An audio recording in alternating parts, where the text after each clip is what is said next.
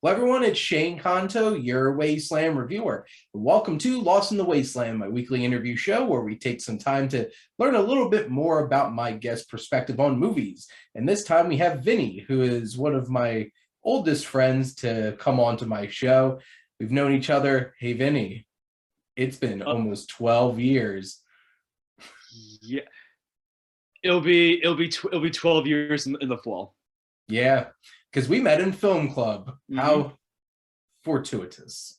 But here we go. And Vinny's been on the show once for the interview and is part of the movie club. But Vinny, thank you for coming on. It's always a pleasure, Shane. Thank you for having me. Absolutely. And now you get to shamelessly plug. So what would you like to tell all the wonderful people out there where to check out your thoughts on movies? All right. Well, you can find me on Twitter at Vincent Abbatecola. And I have a film review blog, cinemaconversations.blogspot.com. And there you go. And we both write for SiftPop, which is also fun, true. Where I get 90% of my guests. So special thanks to SiftPop for enabling me to continue to do this. But my first question, Vinny, for your second round on the show, is what's a previously released film you have never seen, but you're most excited to check out?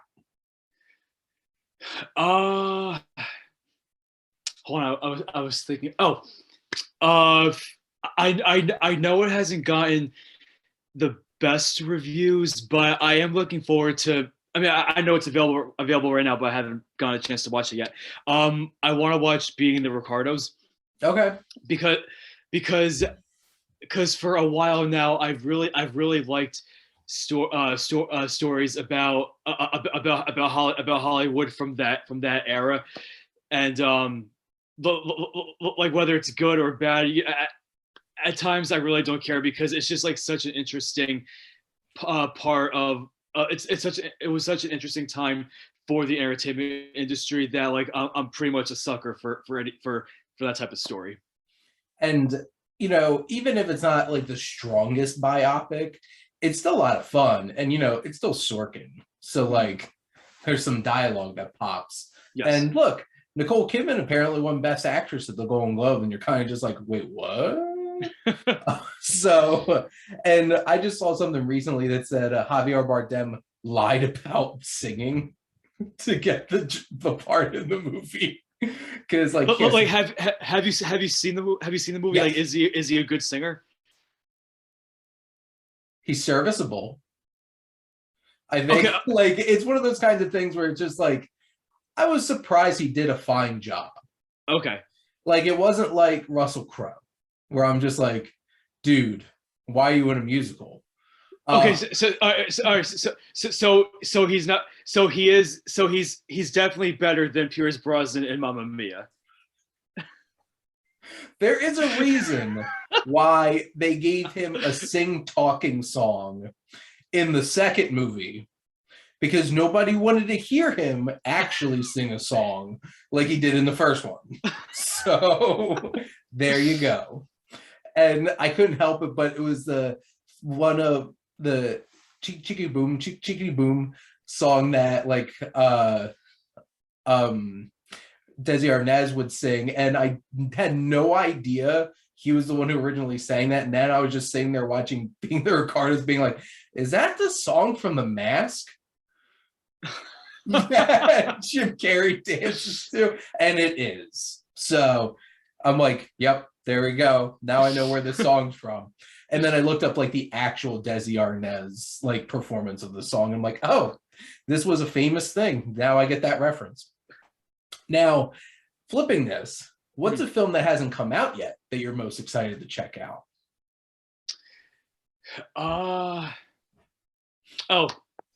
Nope. There you go. Just one word. Jordan Peele only needs one word. We only need one word. because I loved Get Out. I loved Us. Like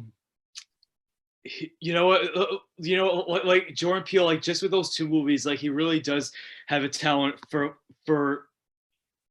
creating like these really like mysterious scenarios that really suck you in right from the beginning, and then they just get crazier as the movie goes on, and and I really can't wait to see what he does with this one, especially since on the poster it says how part of it was filmed with IMAX cameras, which is like I can't ever remember. I don't ever remember a horror movie doing that. So He's going there. yeah. And can you just imagine if he wrote all the stories in the Twilight Zone instead of just being this comedian found himself standing there with the power to make everyone laugh. He found himself in the Twilight Zone. Well, you know what? I never saw any of his Twilight Zone revival. I mean, I heard it was decent. Yeah, there was some of the stories that I really liked. The first season was definitely stronger than the second one, but like, it got boy, canceled. did I get excited every time Jordan Peele popped up on screen and was just like, I'm like, he's gonna say it, he's gonna do the thing. But they ended it, right? Yeah, they canceled it.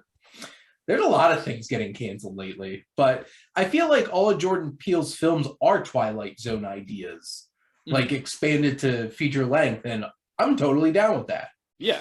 Well, I feel bad he got destroyed by Miyazaki in my director's tournament this week. Well, I mean, that was a tough matchup. Well, you know, I mean, he only has the two movies right now. Yeah. So I mean, like with Miyazaki, there's he has a bigger he has right now anyway, he has a bigger catalog to go through. Literal decades of animation excellence. So, but Jordan Peele's, nope, I'm definitely excited for it. I'm totally down for that. And we're only 6 months away from it, so we should be getting plot details fairly soon. Details. So now, everybody loves talking about remakes, and many of them we hate. And Vinnie and I talked about remakes on my other show, Wasteland Talks. So now I get to ask you, if you could pick a film, what would you remake? All right. The movie I would remake. Now, before I mention this movie, I will say I did like it the first time around. Okay.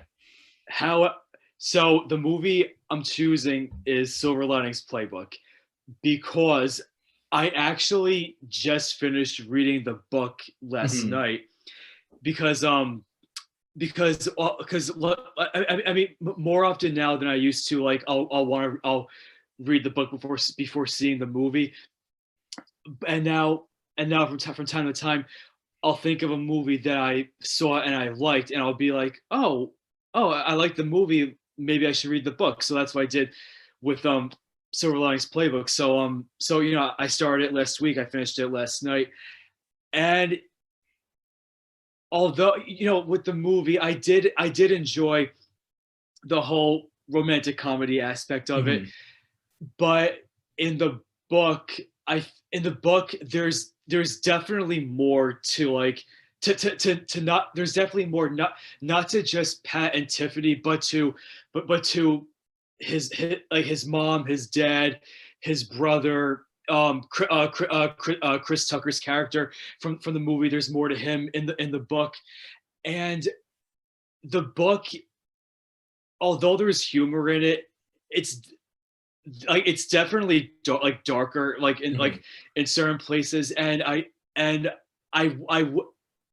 do wish, like, now after reading the book, I wish they did have some of that's like some more of those darker edges in the movie, and like there's actually quite a bit in the book, like not just even like the darker stuff, just like in general, there's actually a lot in the book that isn't in the movie. So if I could choose a movie to be remade, although I liked Silver Linings Playbook, I wouldn't mind seeing a remake, you know, a few years down the road, that's a more faithful adaptation. So we all like Silver Linings Playbook, but will we like Darker Linings Playbook? Vinny's gonna find out when we remake this film. So that's interesting that tonally it's a bit different, and like I'm not surprised about like the tone with David O. Russell directing it, because like it feels like his kind of film, because you could tell he's like a Scorsese fan, and like there always has to be like a snarkiness about it kind of thing. And especially like if you watch American Hustle, he's Oh yeah, quite American Hustle, like that was. I mean, you could see Scorsese's influence all over that movie. all over it. But so I know the first time that I had people on the Lost in the Wasteland show, I asked them what their earliest memory of going to the movies. But we're gonna get much more positive and focusing on some of our favorites, because I think not as many people have gotten to go to the actual theater experience as of late, like the past 2 years. Mhm. I just went to the Princeton Garden Theater for the first time in over 2 years this weekend. I was excited nice. to go back. What'd you see? What is what, Vinny? What'd you see? Drive My Car. I drove 37 minutes to sit for 3 hours in the Princeton Garden Theater to watch that movie. You know what? Like the closest theater to me that had it was the Jacob Burns Film Center, but I wasn't able to get over there and see it. So, I mean, it'll probably hit streaming sometime soon. You would think eventually. Hulu's just gonna get it. They seem to get all the international film nominees a lot of the time. Oh yeah, because I think they got Parasite when that started streaming. Yeah, and Quo Ada and Another Round are both on Hulu. So if you want to find some international cinema, go to Hulu apparently. But the reason I brought that up is, Vinny, what is your fondest memory of going to the movies? Probably back in Thanksgiving weekend, November 2004. My family and I went to see the Polar Express, and we were looking forward to it because my parents always read the book to my brother and I when we were younger, like around Christmas. So it was definitely like a family favorite among us. So we went to see the Polar Express. We all loved it, and that was actually the first movie to make me cry, and I cried a lot during it. I think once it was over, my brother and I think we went to the bathroom and just like dried our eyes because we were we were so like overwhelmed by how emotional it was, and I know it gets flack these days because of the animation style that it used. But I mean, back then, I mean, and yeah, I can see some of the flaws in the animation like now that I'm older. But I mean, back then we didn't care, like we didn't notice it because we just like I said, we loved the book. We loved seeing it on screen like around the holiday season, and it was a great time. Zemeckis is all about that. Polar Express, Beowulf, A Christmas Carol. Morris needs moms. Just wanted to make some photorealistic, dead-eyed animation for people. But I remember when the Polar Express came out, and that was such a big thing for people. And it was like, I know, like my mom even loves just like throwing that on every Christmas and enjoying that. I'm much more of a Muppets Christmas Carol kind of guy. I love the Muppets Christmas Carol. Oh, so amazing. Best Dickens adaptation ever. Bold statement. Well, you know what? I haven't seen many Dickens adaptations. To be perfectly honest, the more I think about it, I'm like, that's not actually that crazy of a comment. But like, it's such a good, see, now we're right after the holidays talking about some of those great ones, but that's a wonderful experience getting to share that with your family. I remember I took my mom to go see The Man Who Invented Christmas a couple years ago around Christmas with Dan Stevens as Charles Dickens. Oh, she loved it. That totally made up for me taking her to see Killing of a Sacred Deer. Oh, heavens. I warned her And she's like, "Yeah, I don't want you to go by yourself." I'm like, "I don't want you to see this movie with me." Okay. All right. Just as long as she volunteered herself to go with you. She sure did, and I warned her, and I regretted it. But yeah, wait, Shane, you froze up a bit. Can you? What'd you say? I said yes. She wanted to go. I warned her, and I regretted it. So no, I remember watching that for the first time, and it wasn't in I missed it in theaters, so I rented it off of Amazon. But even on like a smaller screen, just that opening shot of the open heart surgery, like that intense. I regretted it right from that. I'm just like that intense close up of the beating heart. I was like, oh my god, you're a ghost. What are you doing to me? Now, Vinny, what's a film that really exceeded your expectations when you saw it? I'm gonna give a recent example. The Eyes of Tammy Faye, because I saw it opening weekend, so it was like a week after it premiered at Toronto, and I know people were praising Jessica Chastain's performance, but they were saying like the movie itself was just so. But it did have I did have a couple flaws with it, but I mean I thought it was a good movie. Like of course Jessica Chastain was great. Andrew Garfield just as good. I didn't know a lot about Tammy Faye going into it. I never saw the documentary of the same name that came out, I think in the early 2000s. But I liked it. Like I thought it was a fine biopic, and I was pleasantly surprised by how much I did end up liking it. She had some jams. Like seriously, when she started singing some of the songs, I'm like, I could see why people get inspired here. And boy, was 2021 a year for Andrew Garfield, though. Yes. He, by all means, could be a double nominee if it wasn't for the fact that I feel like the best supporting actor field's a little tough. Yes. But he was great in that. And like, Nicole, if Nicole Kidman winds up winning Best Actress at the Oscars over Jessica Chastain, Kristen Olivia Stewart. Colman, and Kristen Stewart, I'm gonna be like, what the F?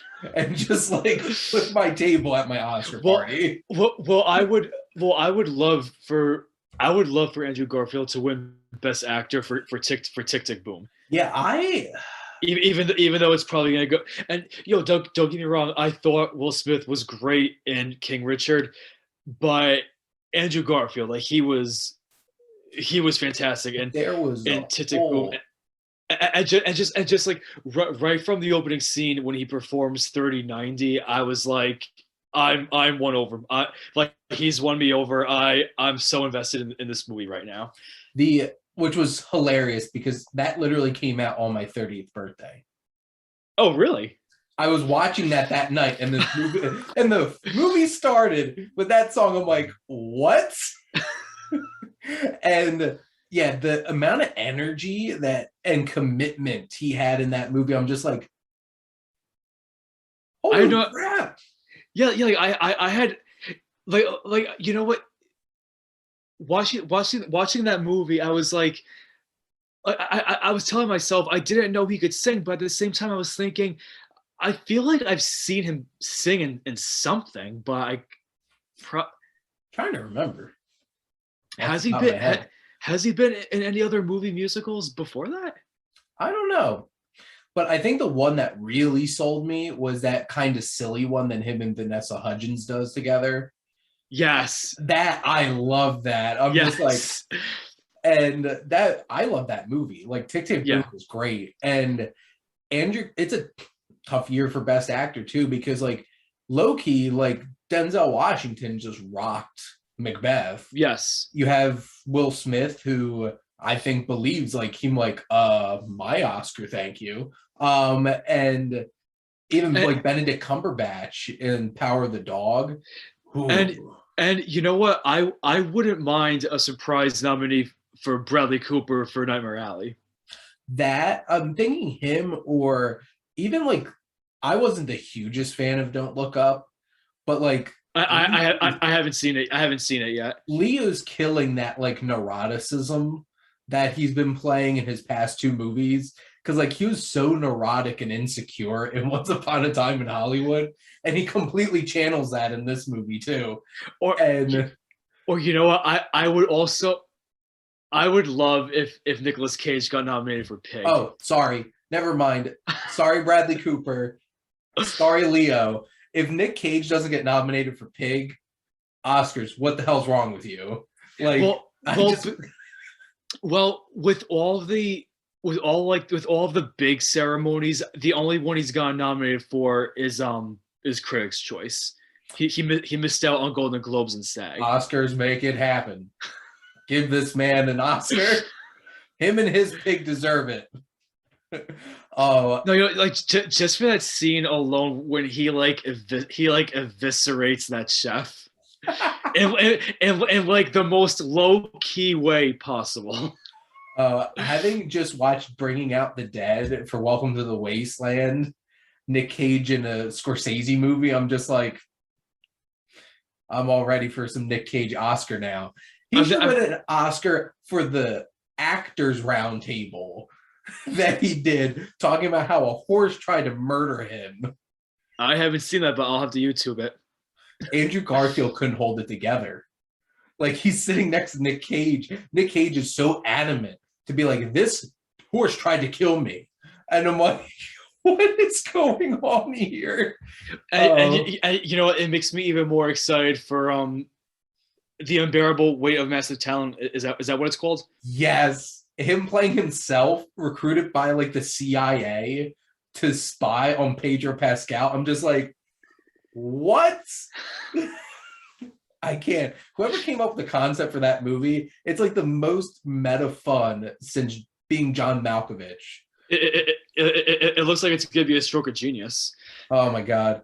If only it turns out that Charlie Kaufman actually wrote the script for it. It's just like, I want my ticket now. Now, Vinny, we were actually talking about this question before we started, but what's a written work that you would love to see be adapted into a film? I think The Graveyard Book by Neil Gaiman. Oh, always love some Neil Gaiman. And I feel like they're hard to adapt because, you know, I feel like fantasy type things are hard to adapt in general. But like, I've seen some great Neil Gaiman adaptations though. Well, I think the only one of his books to be made into a movie is Coraline. Everything else that's been done from his works, I think, have TV shows. Right? Yeah, that's true. That works. Wait, no, Stardust. Oh, yeah. You know what? I haven't seen Stardust, so I haven't read the book either, so I just totally forgot about it. It's such a weird movie and so much fun though, and has one of the most subtly ridiculous packed ensemble casts I've seen in a movie. And it's just like so unexpected the amount of like character actors that pop up in that movie, or young actors. Because like the lead of it's Charlie Cox, aka Daredevil. Oh, and okay. Henry Cavill's in it. And then for like a short time, like, wait, and what? then Michelle Pfeiffer and Robert De Niro are in it too, right? Yes. And then who's the female lead? Claire Danes? Yeah, Claire Danes is in it. You know, it's like a early to mid 2000s movie when Claire Danes is the lead, female lead in it. But it has like Rupert Everett and Jason Fleming and Mark Strong and just like a whole bunch of, and they're all brothers. And their dad is Peter O'Toole, I'm pretty sure. And like they just pop up in this movie randomly as ghosts and stuff like that. And it's just like, it's a crazy fun time. But I haven't, you said The Graveyard Book? Yes. I have not read that one. It's on my list. It's really good. But I love Coraline. Love Coraline. I have Coraline, like of his books. I've read Coraline, Graveyard Book, and the ocean at the end of the lane, which is also great. Definitely some great, and like I feel like he's one of the hard, like I feel like there's certain authors that are hard to adapt well, and I feel like he's one of them, and like Roald Dahl's notoriously one of them, but Wes Anderson knows how to adapt a Roald Dahl book. He does, and I think he has another one coming. That's exciting. Well, and Steven Spielberg, he didn't do too bad of a job with the BFG. Oh yeah. I'm sorry. I keep laughing every time I hear the title because Jess didn't know it stood for Big Friendly Giant. So she just calls it the Big Effing Guy. Which works too. It's not wrong. It's not inaccurate. So, but yeah, Mark Rylance on that Steven Spielberg train after Yes. Bridge of Spies. And I'm pretty sure Jermaine Clements in that too, right? Is one of the other giants. I think so, and I think Bill Hader voiced one of the other giants. I have to rewatch that. I haven't watched that in a while, but you should all check out some Neil Gaiman. He writes some amazing fantasy. Now, shifting gears to kind of some similar questions here, but the movie trailer. Mm-hmm. Vinny, what is your favorite movie trailer? Probably the trailer for Harry Potter and the Deathly Hallows that showed footage from both movies. Like, because I remember, I don't remember if I saw it online before I saw it in a theater, but I remember my brother and I we saw it Inception opening weekend in IMAX. And that was the trailer they showed before the movie, and like just to see, like, you know, on like an IMAX screen, just to see the trailer for that showing footage from both part 1 and part 2, and just like, you know, like just like the epic music playing, and just like knowing that this is gonna be like, you know, the final the final Harry Potter book on screen, and it was amazing. That might have been one of the first movies I cried in. Really? Took one word, Vinny. One word. Always. Yeah. One damn word. And it made me tear up watching the reunion special too. They knew exactly what they were doing, wrapping up that reunion with that clip. I'm like, I hate you. You knew exactly what was going to do this to me, and you succeeded. Thank you very much. I still haven't watched the reunion. Once you get to the end, if you don't have like a tear in your eye, I'm going to question if you have a soul. So there you go. It's definitely worth it. If like you're a Harry Potter fan, it's so worth it. But Harry Potter was, I think besides Lord of the Rings, was the only other series that like I saw every single one of them in a theater. Like that was, if Harry Potter was out, I was going to the movies to go see Harry Potter. Well, I saw all of them in theaters as well, and like I just remember like how big of a deal the first one was when it came out. Just like like the hype was there, and like, because, you know, like you have like this massive bestseller, and it's finally being made into a movie, and just the way how they were able to it still amazes me the way how they were able to like go from movie to movie and keep the core cast and just like stick with them as they're aging. Like it was, I mean, it was a massive gamble from the beginning, but it paid off. And imagine if they're terrible actors. Oh, geez. Like if they grew up and were not good actors, and you're just like, oh no, what are we supposed to do now? But they got like magic. Magic happened. and it just worked out. Really, the only one they had to recast was Dumbledore because Richard Harris passed away like shortly after the second movie was released. And I know some people still aren't a huge fan of Michael Gambon's flying loose interpretation of Dumbledore. But I'm a fan of a sassy Dumbledore. Well, because the thing is, like, you have Richard Harris playing Dumbledore as like, and, he was really good as Dumbledore. Like, he was like more subdued. Sorry. He was like more subdued. He was like more grandfatherly. Yeah. Whereas, Michael Gambon was good, but it was just a weird shift to have Michael Gambon, like, he was younger, so he was able to like move more freely, like he was able to move more freely throughout the set, and like he had like more energy to him. So looking back, it's it's kind of jarring to have him act that way, but I mean, all in all, I thought he was a fine replacement as Dumbledore. And before my next question, I have to say this: you went from "Alas, earwax" to "Harry, did you put your name in the goblet of fire?" Which I love when people freak out about when you read the book and he, like, I don't know if it said like quietly ask Harry if he put his name in the goblet of fire. Michael Gambon ignored that part in the script. It's like, no, this needs a little bit more. And he went there. No, he was probably like, you know what? This is the first PG-13 Harry Potter movie. I'm gonna do whatever I want. I'm gonna yell at a child. There we go. So shifting gears again for this next two questions. Mm-hmm. So music. I know you mentioned the music during the Harry Potter trailer.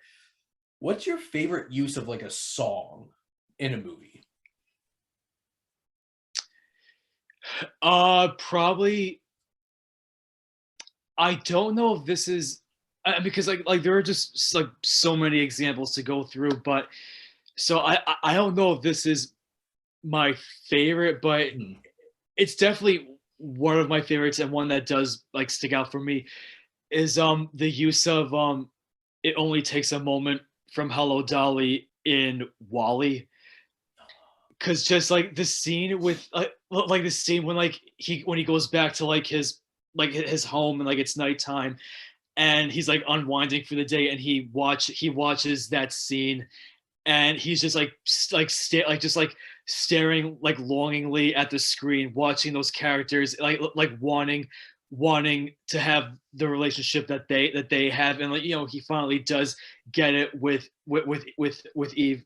With Eve at the end, and like they play the song again when he holds her hand, and like it's just, I mean, like not only does that movie have a great original score, but just the way it uses the songs from Hello Dolly, like it's magical. Like if I could see that movie again in a theater, I would. Like I loved that movie to pieces. If you wait long, well, when did WALL-E come out? 2008. 15-year anniversary, maybe? Yeah, probably next year. Pixar. Well, sorry. Pixar doesn't show movies in theaters anymore. Disney. Oh, yeah. That's a whole other conversation. Poor Turning Red. But I was gonna say, it's like if they like show it in theaters for like an anniversary, that would be really cool to see. I would totally go see it again. But I don't know if Disney wants to. They're just gonna be like, watch on Disney Plus. Don't you love Disney Plus? Come watch Disney Plus. So there you go. But speaking of scores, so Vinny, what's that one score that, like, if you're gonna throw on a score to listen to, what are you gonna put on? The Social Network. Oh. An interesting choice, because that was why can I only think of Atticus Ross? Trent Reznor. Wait a minute, why can't I remember the person, like the main person from 9 Inch Nails? That was their first score together, right? I believe so. and it definitely has continued. Because since then they've done Girl with the Dragon Tattoo, Gone Girl, and Mank. Yep. Oh, what a fruitful relationship that they have with David Fincher. Yeah. But yeah, that was there's so many choices about The Social Network that are so interesting. Because on the surface, you could just be like, why are you making a movie about Facebook? And then you watch the movie, I'm like, why is this movie about Facebook so intense? And then like Justin Timberlake, he was a hell of an actor in that movie. Yeah, and where was Andrew Garfield's Oscar, people? Yes. Like, what the hell's wrong with you? Like, and like that would put Andrew Garfield on the map. And if people forget, like, he is a great actor, watch The Social Network. He's been doing this since 2010. Yeah, and then he was nominated for Hacksaw Ridge back in 2017. Yep. That's a hell of an intense and violent movie. But what would you expect from Mel Gibson? So, but yeah, The Social Network, that's interesting. This is the second straight week The Social Network came up because Heath last week picked that as his favorite trailer. But yeah, that, and then we got on a whole entire tangent about 2010 Oscars. But because like for The Social Network score, just like Hand Covers Bruise, A Familiar Taste, Magnetic, like those are just amazing tracks on like in that movie. Very atmospheric. Now, Vinny, my last question for you, giving everybody a chance to vent a little bit. So what is the one thing that you wish Hollywood would stop doing? I really wish they would. I mean, obviously, I know this doesn't happen in all movies, but definitely in like certain movies. I really hate it when they have like, this happens a lot in Marvel movies. Like, I really hate it when you have like a nice dramatic moment and then it's undercut by like a quip. It's like just let like this nice moment sit. Just just let it be. You don't like you don't have to like you don't have to undermine. You don't have to lessen the impact with a joke. Not everything needs to be a joke. You know what's interesting is I was literally thinking about this earlier, and when I was driving home from work, because like which Marvel movie really avoided that was Endgame. For the most part, they let the emotional moments hit. They did, like, especially at the beginning when Thor chops Thanos' head off. Mm-hmm. And instead of going for like a funny quip and stuff like that, like they played it very serious when he's like, and like Rocket's like, what did you do? And he's just he says, I went for the head. I went for the head. And he just like solemnly walks off with that really sad music and just like, oh, this is 15 minutes in this movie. Yep. And that hits so different though. And like the opening scene of Infinity War hit so differently too, with Thanos attacking Thor's ship and everything. I'm like, wait a minute. And that's one of those moments where you realize it's like these movies could like nail that emotional depth if they really wanted to. But then later in Infinity War, you have that unbelievably tender moment between Star-Lord and Gamora. And then you just have the whole Drax, I'm invisible gag that just completely cuts into it. The more I watch Ragnarok, I love Ragnarok, but they do that so much in Ragnarok.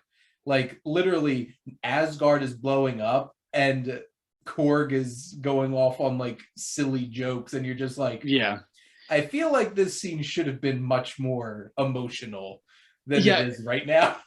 Because with Ragnarok, like I get that they were trying to make like a comedy, but it got it reached critical mass at certain points, and it took me out of it. I think they just went so far into improv that they're just like, we must put jokes. Improv. And that was Taika Waititi too. He's just like, you just need to have the foundations.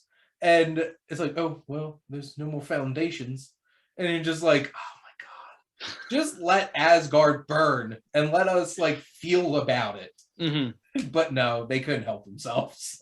But yeah, I get that. And honestly, I've been feeling that a lot more lately as I've been even watching like the Marvel shows and stuff like that. I'm like, would it kill them to have an intense moment right now and just let it be intense? But certain projects, I think they're doing better with. Mm-hmm. Others, no, still the same. Like, quick. But that's a very fair point. Now, to wrap up the show, I let my guest ask me a question. So, Vinnie, what would you like to ask the Wasteland Reviewer? I thought the wild card question was gonna be for me, so I didn't prepare anything. That's okay. I don't usually ask people to prepare one, so that's why this is fun. So, what's the first thing that comes to Vinnie's head that I should answer? I'm sorry. I didn't realize that I was going to be the one dealing the wild card. So there you go. That's what makes it a wild card. Let me think.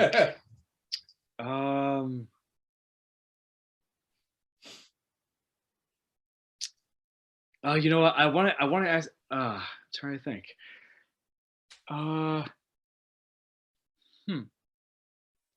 Forgive me. Just give me a second. All right. What would you say is a good TV show to movie adaptation? Oh. The first one that popped in my head, and I'm going to sound like such a nerd right now and a fanatic fan, is Firefly to Serenity. And I am such a huge fan of both of them. And it just makes me even sadder that Fox canceled Firefly after one season. And we're like, it costs too much. I'm like, you torpedoed the show. And I remember in high school, my classmate, Shauna Reardon, would be like, he would talk about Serenity literally every single day. And I'm just like, my God, do you watch any other movies?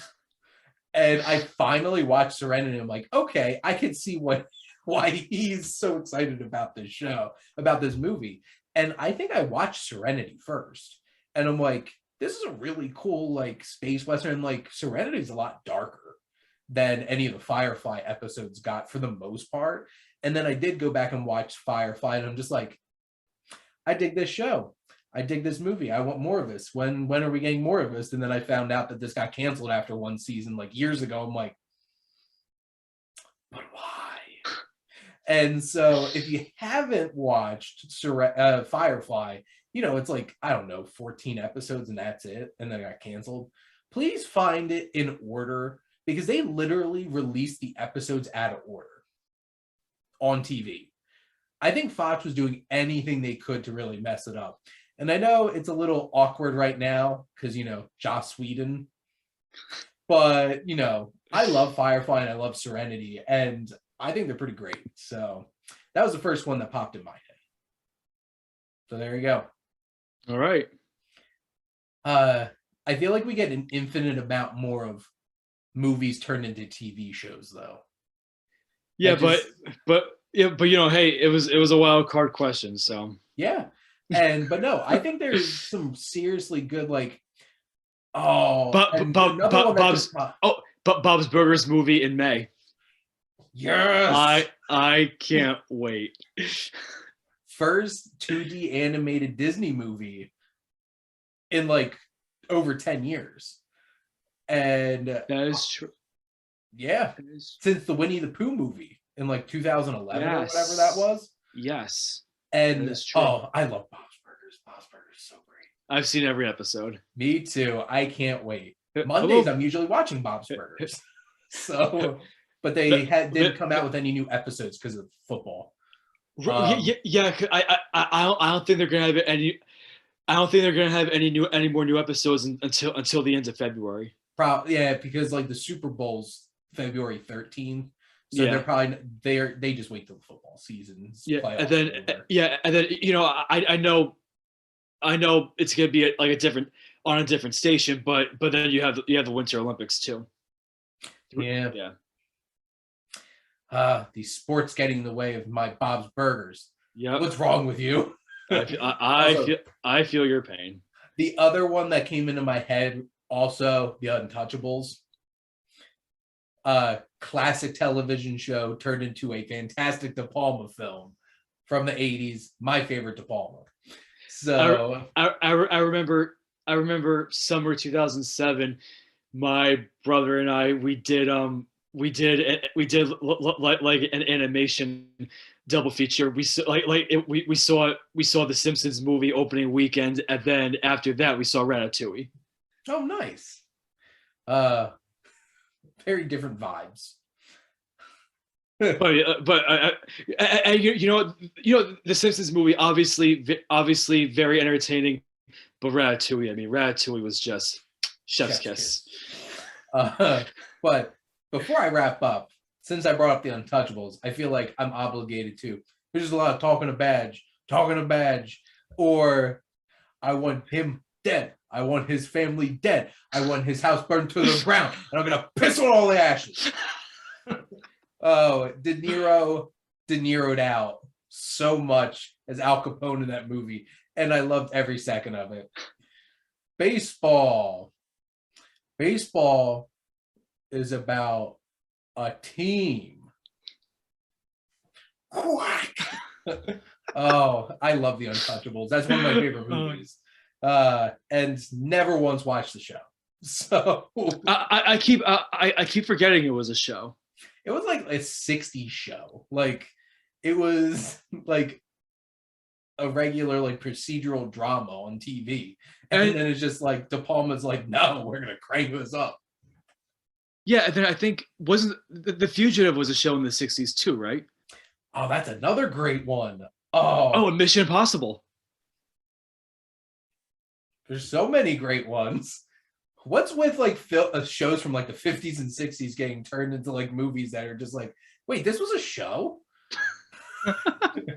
But like, I remember my mom showed me The Fugitive for the first time and just like, I didn't kill my wife. I don't care. And Harrison Ford angry pointing finger at people is just classic cinema. Just perfect. And then I can talk about Mission Impossible for hours because, you know, it's not like it's one of the greatest action movie franchises in the history of film. And now we got to wait another year. Oh, when I saw that headline on my phone, I almost threw it across the room. It's just like, I want my Mission Impossible, and I want it now. Because, like, in my opinion, like, first one was good, and then it dipped a little bit with the second one, but then like it just kept going up in quality ever since the third one. Yeah, and it's just like J.J. Abrams, Brad Bird, back to back McQuarrie. Now he's just like, Chris McQuarrie's just going to make Mission Impossible movies for forever. How's Chris McQuarrie able to make all these Mission Impossible movies, but James Cameron can't finish any Avatar sequels? On that note. That's for a whole other episode to discuss. That could be an episode of my other show. Why can't James Cameron finish Avatar movies? If that becomes an episode, I want you to invite all of us to join in on that. It's going to be, we're going to take bets when Avatar 2 actually comes out, because I'm convinced it's not coming out this December. No, you know what, like, you know what, you could show me a trailer tomorrow and at the end it'll say December 2022, and I'll be like, I don't think so. I still don't believe you. I don't believe this for a second. Who are you kidding? No, you know, it's pretty much, it's like Morbius at this point. It's even worse than Morbius. Like, this has been pushed back for years. This was supposed to come out like 2016. And they're just like, nah, we'll wait another year. Wait another year. No, because it's just that, like, I just don't want to keep seeing the Morbius trailer for like another 3 months. Just I can't. I can't. I have zero hype for this movie at this point. I'm just like, I just want this to be over with. I don't want to go to a theater anymore and have to sit through this Morbius trailer anymore. I'm definitely at that point. I 100% agree with you.